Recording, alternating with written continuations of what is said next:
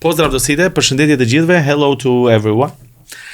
I have a confession to make. Ja sam работел много години у радио, ама ова мојот прв подкаст како водител, so I'm really emotional. И драго ми е што овој прв подкаст го правам со Macedonian American Alumni Association, бидејќи јас сум дел од таа асоциација, сме имале супер искуство со сите програми што сме ги поминале во Соединетите Американски држави, бидејќи сме научеле многу. Но исто така мислам дека е време и добра иницијатива да споделиме што знаеме. Јас сум новинар, моето име е Назим Рашиди, but I am peculiar in my presentation because I do my presentation in 3 languages, sometimes in English, sometimes in Albanian, and sometimes in Macedonian, as you already know. Kështu që disa herë do drejtohem në të gjitha gjuhët, por e do ta përkthej vetveten sepse ky është një podcast dhe podcasti ideja është ta dëgjojmë. Ovaj podcast и идеята е да слушаме. И има една друга причина зошто ќе го правиме овој подкаст на англиски, бидејќи темата наша е малце специфична, можеби, бидејќи е за младите, за лидершип. И од моје искуство, иако јас веќе не сум млад, не влегувам во таа категорија млади, ама I beat you in spirit, trust me. Сите зборуваат англиски, so why not reach more people? Знам дека е малце тешко кога се зборува на trilingual to bilingual и сето тоа, но од овој момент ќе почнеме да зборуваме на англиски. Прага кој момент да отфилоjem да фласим на англишки, сепсе еде втората мија, më shumë preferojnë disi të flasin anglisht, бидејќи и гостите знаат многу добро англиски, ама имаат и супер искуство кои ќе го споделат во контекст на тоа што можат младите да направат. So, we start. No emotions, just being professional. I'm very, very glad to do this podcast. I'm honored because I used to work for radio for so many years, but this is my first podcast as a presenter. So, thank you, Ma, for this opportunity. But I'm not the star of this podcast. I'm just going to ask questions because I'm a journalist. And the star of this podcast are 2 fantastic ladies with superb experience. The first one is Merita Maksuti. She's an architect, activist.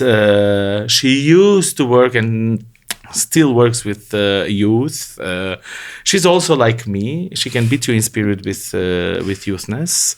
She has used to work for a university, but also, which is a little bit really peculiar, eco-activism and political activism, but in a non-partisan way or beyond political parties. So I'm really glad that you are here today. Thank you. You're my friend, and I'm gonna ask you a very tricky questions, the things that you don't know. She was so peculiar, asking me what she's gonna ask, what she's gonna do, how you're gonna present me, and all this stuff. But the second guest, which I believe she's going to tell more insight about youth, is Blagica Eftimova. She's a young professional working at Swiss entrepreneurship program and volunteer of couple NGOs. And of course, both our great friends, they have been to United States with different program. Blagica was part of the International Visitor Leadership Program and Community Engagement Exchange. Both are the programs from US State Department. But Merita is Fulbright Scholarship in Urban Planning, which is a degree program. So they have been in the United States with a different context, but I'm sure they're going to share a lot of experience. But I'm going to start, first of all, with the question. It might be basic, but still it has to be interesting. And they have to talk about themselves, because I have your CV and I know you, but it's not interesting if I talk. So how are you going to present yourself, Merita? So that's one of the hardest questions I always need to answer. It's really hard to see yourself in so many different roles and wearing so many different hats. And at peculiar times, you tend to be this or that. So yes, you did a good profile of me. You know me very well. So I would tend to agree that I like to be perceived as an architect, as a professional person in that field, but a great deal of my life has been also covered with the activism, eco-activism, human rights, and in so many other ways, activity. Community is my basis and my inspiration that I do still work as a volunteer and as an activist. I know your work, especially in ecology, and people might say that, Albanian community maybe are not focused on this issue, but actually you made such an impact with your organization and with your work, and actually telling a lot of people that the reality has changed and the priority of people has changed, especially to young people. Would you agree with this? I definitely would, because our work started like more than 10 years ago when I was young. But it continued, and you actually never get out of that, let's say, frame of being an activist. You stay that for mostly entire life. And the impact was such because we managed to, let's say, awaken the community and make them aware that there is a problem. And when there is a problem, there is a cause. When there is a cause, then is an activism, and so on and so on. So we did a lot in that sense, and we tried to set and put the bars higher in activating the youth, activating the community to understand that there is a problem and it needs a solution. So that was referring to my eco-activism. Blagica, darling, or dear. Oh my God, we were communicating to do this podcast, and then you said, I'm going to send you a CV, a brief CV. And I said, okay, please do, because, it will help me to construct the questions. And her CV was like 3 pages of activism. So in order for me not to be boring, please present yourself, because you are right now working and you are professional, but you are really, really involved in community and activism. So can you explain what do you do and why do you do it? Yes, thank you very much, Nazim. Thank you, Macedonian American Alumni Association, that gather us here today to talk about this such a small but important topic, I would say. I can present myself as young Rita, actually. And I agree with that she said once you enter this bubble, there is, let's say, you don't want to get out of the bubble. My name is Blagica Evtimova. I come from a small town in Macedonia called Sveti Nikole, which I'm very proud of. But I have a quite international mindset, let's say. I'm a young professional and I do work with the Swiss entrepreneurship program in the last 3 years, but I have been activist, volunteer at a couple of NGOs since my graduation. I graduated in the Faculty of Economics. And why I do what I do, I believe in entrepreneurship as a way to solve many of our problems, let's say, especially with young people. And I like being part of this community. And why I volunteer, I was asked so many times this question because the thing is, I want as well to know the answer. So I was like, okay, Blagica, but why do you volunteer? I volunteer because I'm a middle child and I have a younger brother, 6 years younger than me. And when I started to search for the opportunities that were available for me, I saw that, I need to find them myself. There is nobody that can said to me, here are the opportunities, go and grab them, they're waiting for you. No, I was the one that was Googling, searching, doing research for a lot of opportunities in my country for young people. So I said, you know what, I want this to make it a bit easier process for younger generations and for the future generations, so they will not need to get into that, researching and spending a lot of time on what is important, what opportunities are there. So basically, I think that is why I'm still here. And, It serves the purpose of giving back to the community. But as a young person, we're going to talk about this because for me it's also important because I'm a father and I have kids, and in my house we never speak about leaving, but people, especially young generation, leave about speaking. But we're going to talk about this because this is important and I really want to know what do you think about it. But before we get to this point, do you think that as a young person your voice is heard? That the community has a sense of your needs. I mean, it's great what you says. As I said, when I was reading your CV, I said, wow, that's how the young people should be, active, proactive, asking about stuff, making pressure. But if I make you a pressure or ask you a question that it will put you in a delicate position, do you think that you are heard?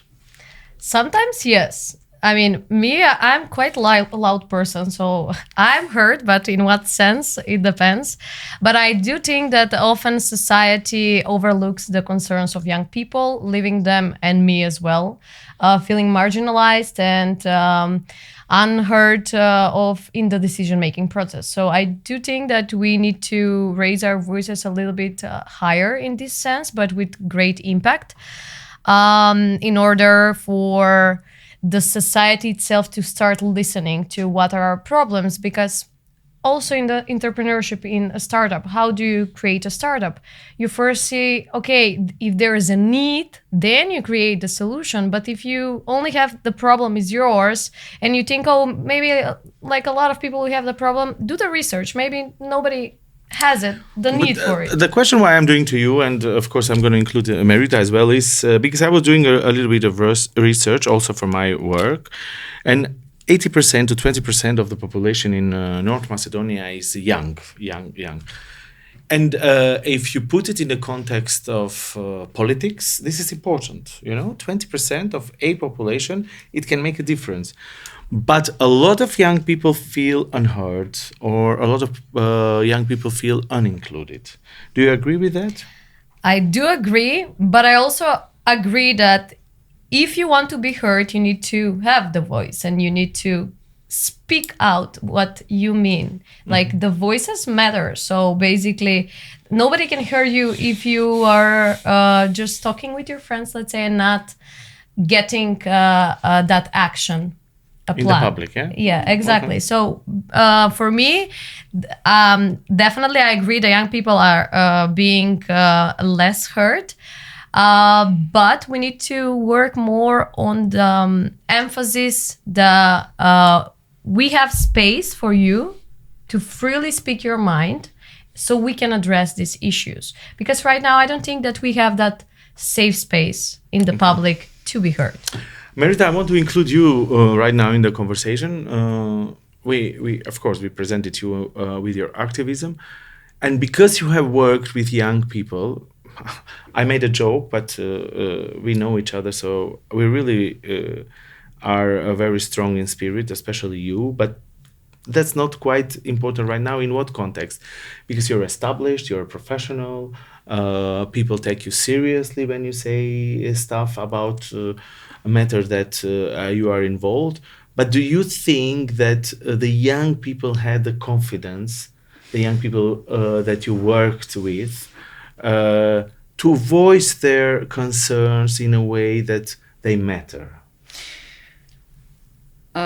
Very complex question, but also the answer. So I think that young people here, as Blagica said, do not have the environment. The environment is not enabled for them to speak up. So they need a space. They need a space to express themselves. On the other hand, I think the culture of activism and culture of volunteering in our societies, it's much less developed than, let's say, in USA. This is my personal impression that I got because my first time in USA was in 2000 in Vermont in School for International Training. That was the first time when I really got to know the way how we should critically think. And this is something that it's not really present among our youth. On the other hand, I do think that there is a critical mass that needs to be created. But nonetheless, also the individuals can also try and initiate a lot of things. I think that the possibilities that youth has today, it's much more advanced than we used to have in voicing all the matters and all the causes, especially with the social medias. You have accessibility to so many things. Like this podcast is one of the, let's say, mechanisms that you can voice up a lot of causes and to put it outside. I used to work in Tetovo University for 13 years, working with students. And unfortunately, I did not sense the spirit of trying to change things. Although my, let's say, professional side mixed with the activism side tried to initiate that, it was pretty hard.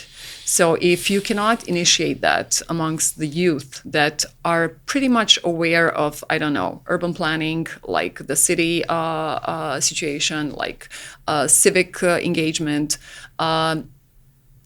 at some point I was a little bit down on these matters. I want to include both of you. You had a different experience in USA. That's why we are here. Also, I had a great experience being in one of the programs of State Department as well. But when we speak about activism, especially about topics which probably are not so popular, let's say, what is the difference that you saw there, and what is the difference here, and what can be done in terms that activism of young people, but maybe not only of young people, to be important? Well, to be honest, I was studying. I was pretty much focused on my studies. So it wasn't that much of the introducing myself to other people. So it was my colleagues at the university. But the sense of how the programs were, how the curricula of the programs to study were designed was always engaging the students in voluntary work. So I got a chance to work on 3 projects, and it was really interesting. Like one of them was in school, refurbishing the school in Bronx, which was completely a different mindset and an environment that we worked in. But that was continuous, and not only that you learn the professional side, but academic side, but also you are engaged in the community. You need to see the practical side, which I think lacks in our programs and curriculums. So what was your experience in this sense? Of course, you were not so long, because Merita was Fulbright scholarship, and then it takes a little bit longer to stay there. But you were in 2 different programs, so. What are the young people in USA doing that our young people do not do, and maybe their voice is not heard as it should be? Yeah, actually, I am still engaged in the community engagement exchange program. Perfect, yeah. But I'm super grateful that I could have known America from the work and travel experience, which I was for 2 summers, and now from the part of professional experience and State Department programs. I will definitely say that the volunteering in America hits different, but in a way positive sense. We can learn so much out of how they're conducting volunteering actions, how they're building up the school from young age to think about extracurricular activities. Something that if you want to go to Harvard or Oxford or Cambridge University, you definitely need to have non-formal education and to have extracurricular activities like this, like volunteering. And when I saw the environment there for how much is open, and that is very much appreciated if you go and volunteer on different events, that you gain so much, not only in a way that you're contributing to your CV, but in a way that you get a lot of new contacts, and your networking is being open up like super wide. And you're being recognized as somebody that is, as I mentioned before, giving back to the community. And when people see you, and if you're a young leader, and if people see you that you're doing that and you're volunteering, so that raises the question, okay, maybe I should do that. Maybe it's a good way. I can see her volunteering and going around, so maybe I should do that. Okay, let me put it in a different way then. Do you think that the young people have a confidence here? Or is the self-confidence the same?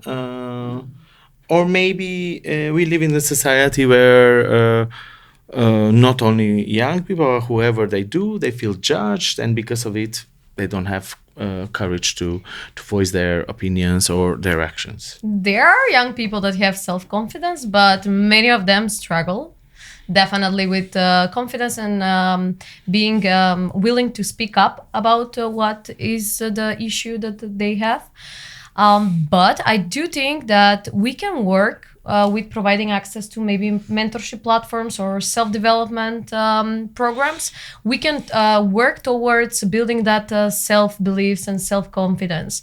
Because what is most important is if I am having friends that I can see that they have great self-confidence, then I can improve my confidence as well. And as you mentioned, these programs, especially the programs that we're alumni and we're part of, definitely brought my self-confidence up. So I am encouraging people to get more involved in this, and also volunteering or going to exchange programs will bring your confidence up, because you're the one that is out there without not a lot of people that you know. So it's your test to see, to validate your own values, your own confidence. Did you brought an idea maybe, or some kind of project or some kind of action from there that you saw, and then you say, okay, let's do it here, maybe it works? Yeah, I actually did. Last year I did an impact award from the International Visitor Program, and I did a step. It's called step towards building ethnicity peace building, and I did the idea here because I saw I have even their universities, their schools is multicultural. Students, young people, and since young age, they are not put it in boxes. You know, you're Macedonian, you're Albanian, you are black, you're white, and these kind of things. Everything there is a mix of cultures. And that was my idea, to bring it back here and to make a project about different ethnicities working together towards creating new projects next here. So okay, but I want to bring Marita on this topic, not what you brought, but because you have worked with young people as a professor, as an activist, and the confidence is again important, you know. If Blagica is a little bit young and she has a different attitude and maybe context, your context historically, ethnically, culturally maybe is different. So do you think that the young Albanian people lack confidence? Because you have worked mostly with them. I want to relate what Blagica said. It's a self-confidence, but you build it. But you need time for that, and you need a lot of supporters on that path. What we lack as a system is motivation. So the community is not motivating enough young people to step out, to say what they mean. It's a different perspective when you look at the time context that I was involved in, having in mind my background, and having all the circumstances at place. It was a pretty hard way to voice up everything that we did. So having in mind that as a young Albanian woman, having to, break ices in so many ways, it was It was inspirational to me, but I think that I managed to pass this inspiration and open so many doors for generations that came after us. So being a young volleyball player in Tetovo was not really, let's say, normal at that time. I'm talking about beginning of 90s. Then being, I don't know, an architect studying in university in Skopje, being among 3 or 4 Albanians in the whole university. So my path was pretty much working hard for everything and putting that. But you also have worked. Please do continue. But in this context, because you have your history, and of course we share the same path somehow and challenges at the time. Especially being a woman is a little bit more specific. But working with the young students, how can you relay to your experience I was coming to that. And what they are doing different, and how can they build more confidence today? Well, coming to that is actually telling your story. Okay. Like telling your story that you really worked hard for everything that you achieved. It's not easy. It's not coming overnight. And young people should be inspired by other people. I was also inspired by other people. And of course, my confidence was coming from my family first, and then the community I grew up, my sense of resistance, my sense of not getting along with everything, being very vocal at so many issues. But when you have that sense, you have to pass it on. So what I was trying to do during my years in academia and during my activism time, and still doing it, is actually passing this inspiration and motivation. And it's not easy because not everybody will relate to that. But at least if, I don't know, a small percentage of young people relate to that, it's a great success. But let's make it cross-ethnic somehow. How can you relate to this story? You know, because sometimes barriers are not only ethnic; they are also, you know, background. They are also gender. They are also, I don't know, different status in society that sometimes our society projects. So how can you relate to these stories? Well, definitely, I will not see it as a problem. Rather than I will see it as something that will motivate me and inspire me actually to inspire others in order to address these kind of issues. But I would see it, as you mentioned, it's not only ethnical, but also is coming from another city, because everything now is centralized in Skopje, and we want some decentralization, let's say. But I would. So it was harder for you, let's say, coming to Skopje from a small city, to actually try to say to the world, "I'm here." Not me particularly. No, I'm quite a person that is there for inspiring and motivating others, and quite with strong personality. So for me, I would say. Those hard moments, for me, I'm seeing them as a motivation to overcome them, to overcome these challenges, and to prove actually that I can do even better than my brain was told to. So, Okay, but how can we teach the others to be so brave? Well, I can say that how can we teach? Well. One thing that we learned from the United States program is what we mentioned, volunteer. If you want your voice to be heard, you need to go out there. You need to visit youth conferences. You need to go to debates. You need to go and listen to these kind of podcasts, or even go engage in the Erasmus Plus project. I have been to so many of them, and I can see that these are the easiest way for somebody to get to be active in the society, in the decision-making process. So I would say how to encourage young people is simply there are a lot of opportunities. We're here to bring awareness to these opportunities.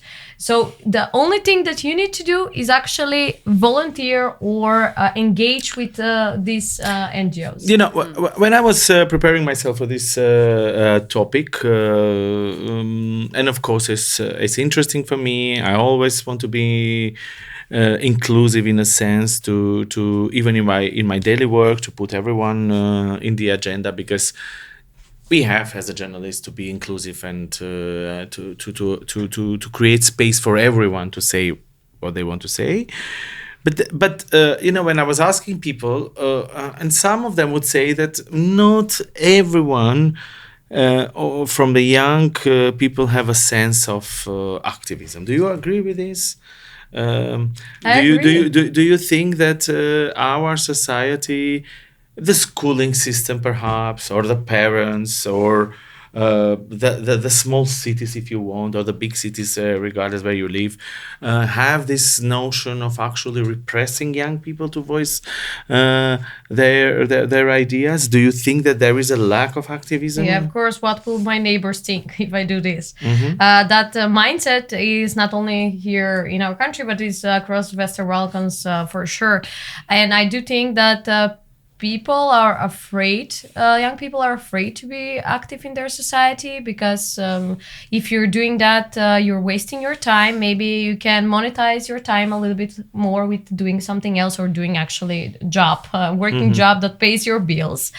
Why giving back your time or giving back into volunteering? So to be engaged in one society, it can definitely bring repercussions from your family, your friends, saying, oh, you know, you're wasting your time, or you're in a sect over there, what are you doing, and these kind of things. But what's important, it's not to lose the faith, because whatever we do, it cannot be same as investing. You know, everybody wants to get rich overnight, but this is like also the activism. You cannot make an impact. Maybe you can make like small impact during the night, but then over time, and we together with Merita, we are both involved so many years. So over time, we can see the impact that maybe we have created 10 years ago. And it's not only, okay, you know, today I'm doing this and tomorrow every single problem is being fixed. Young people that don't have issues and these kind of things. So, but do you agree with that the young people do not have the real sense of activism, Merita? Unfortunately, I have to agree. Not because of they personally don't have it, but they didn't have role models during their growing up. So I think that what is lacking is that culture and giving up the urban legends within the cultural upbringing. So having that, reading more. Exposing themselves, being brave to new experiences. We are pretty much conservative, let's say, society, and we do not want to explore more. So the activism, you learn sometimes. Why? Even if you fail. If you fail, no, but you need to be convinced. You have to have a core values. I could not agree that everybody can be an activist. No, you have to have a sense of justice in yourself. You have to have that balance, and you have to have core values, which relates to activism. And then your activism is consistent. It's not only for one thing, but you're an activist. You really have to believe in that. You have to be very convinced. Let's bring in that. your experience in this sense. You know, yes. I made an introduction at the beginning. Not only as a professional, but also you were involved in a movement which, in a way, it made a great impact in North Macedonia. Maybe we can say as well to the Albanian community as well, because you, with your organization, achieved a protest, which it was one of the most civic protests ever, without any political background, and based on ecological issues. Yes. So in this aspect, in this context, I want to bring your experience. How did you manage, and how the young people at the time, you yourself, but also the others, got involved within this idea, and why they believed in this idea at the time?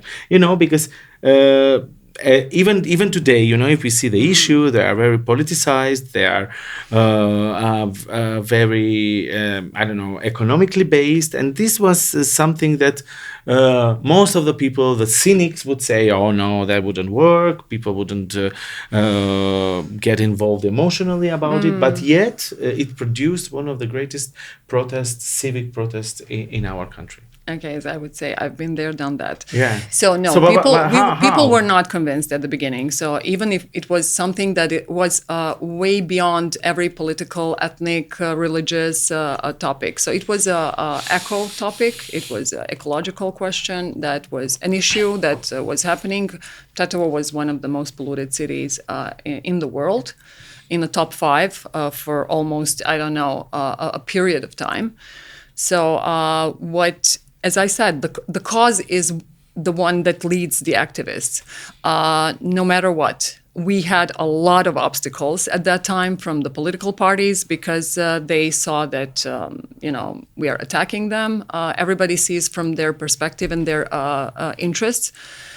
And it wasn't overnight, I have to say that, because it took like 3 years for us to build the awareness in the community that was perceived to be very conservative, not recognizing or acknowledging that there is let's say, an issue, environmental issue. Once we started basing our voicing and voice on the statistics, on very concrete things, people started, being persuaded that, yes, this is really happening. No, we cannot go out and breathe freely. So it was a struggle, a very long struggle, but we didn't give up. So that is something that we need to bear in mind. As an activist, if you have a cause, you never give up until you reach your goal. And the young people can relay about it. And young people were very active in spreading out the word once they were convinced. Because you cannot be the advocate for something if you're not convinced yourself. So it was something that we started targeting the young population, but targeting also the elderly population and all the citizens in Tetovo. That's why I said it's not about the particular topic that is closed within the, I don't know, national or religious. It was a global issue. And I just want to mention one example. We had recently a project in Tetovo with youth as well, with the high school students. And honestly, people get convinced once they walk the walk. So we planted 85 trees into high schools. And when they sensed how it is to plant a tree, they started, taking care of that, trying to, monitor the growth. And it was interesting because after that, they started contacting us and saying, if you have more activities like this, we would like to engage. So you have to give them a chance. But to enable the environment and to build the chances, it's a hard work. I mentioned in the beginning, and we don't have a lot of time, but let's finish up with this topic. And of course, it's very close to me, because being a parent, probably you don't want your kids not to have perspective. You do not want their voice not to be heard. But on the other hand, of course, you do not want them to leave. And this is a major problem. So, Blagis, I will ask you. You're here, you're not leaving, but what would you like our society to understand more than probably it does? And of course, what do you want our society to do in order not to make you leave or not to make your friends leave? Because this is a major topic. We want it or not, we have to address it. What do I want society? 1 million euros to give me? No, just kidding. What I want society is definitely to focus, to raise their voices, first of all, because, if we want our kids not to leave, then the parents should as well be there and support the initiatives like improving the education we have a lack of quality education, and we're aware, but nobody's doing anything about it. The first thing that I will do is definitely bring up the topic of the education and work towards it. Make Macedonian young population be safe in this way. Okay, not to think about, okay, if I want to go to university, I will definitely not choose Macedonia on my radar, but instead I will go maybe to Slovenia, I will go to Germany But or you would come back, United States. But you will come back because why? The experience that you get there, it's much more valued here when you work in Macedonia. But in the experience that you get in Macedonia, nobody values you for what you have accomplished here in your studies, let's say. What I want society to do is make initiatives, believe in them, as you said, and don't resist for change. Be the change maker. Well, we are constantly raising the issues, but we are not doing anything, and we're not creating actions to create solutions for these issues. We're constantly looking at the problems instead of working towards the solutions. And I would say that this is because everybody is saying, no, like, what will you change? There is no better from this. We are only like failing down. But this is the best way for young people to fail, to try and fail. Macedonia is the best, it has the best environment for you to try your initiative and fail because nobody expects anything from you. And I would say that this should be a starting point. Try and see. Maybe it will work out. And when it does, then we are here to support you. Okay, do you relay with this? Can we support the young people to try more, to fail more, and this not to be just a slogan, but to be a reality? The way to success is paved with a lot of failures. So it has to be something that leads you in life. You will fail, definitely, in order to succeed. But what I want to relate is that our society needs to voice that the youth matters. Their votes matters. So the political parties did not do much about it.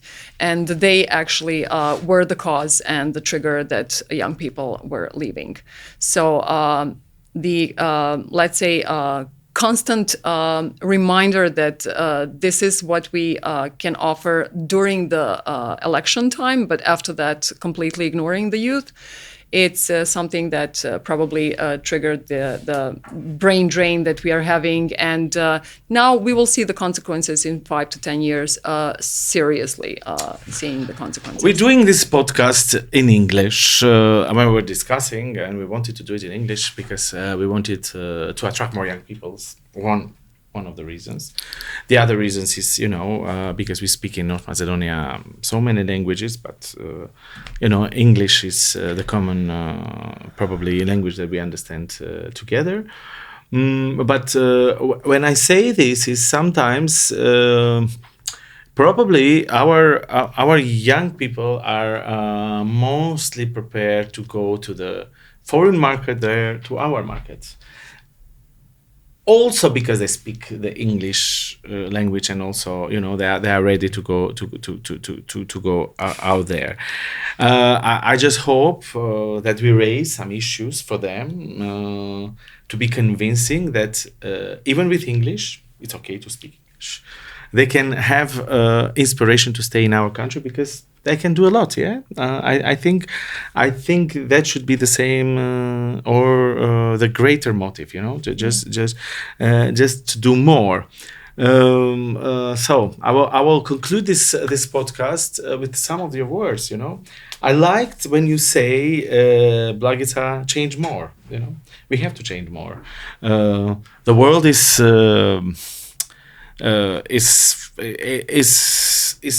so fast, It's so dynamic, yes, it's such a dynamic. It's going so fast. So we have to change more, and the change is not bad sometimes. The change is good, and we have to invade it. You both of you, what you said is we should not have fear. So young people should not have fear.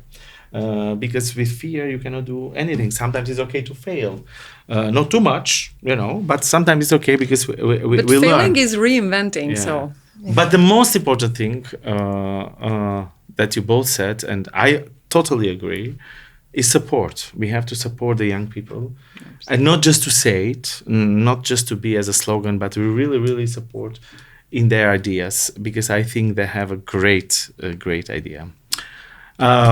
So, we don't have more time, but I have to thank you. Дуат фалендерой. Сакам да ви се заблагодарам. Стварно ми беше задоволство. Партеиште ке најти си. И зашто?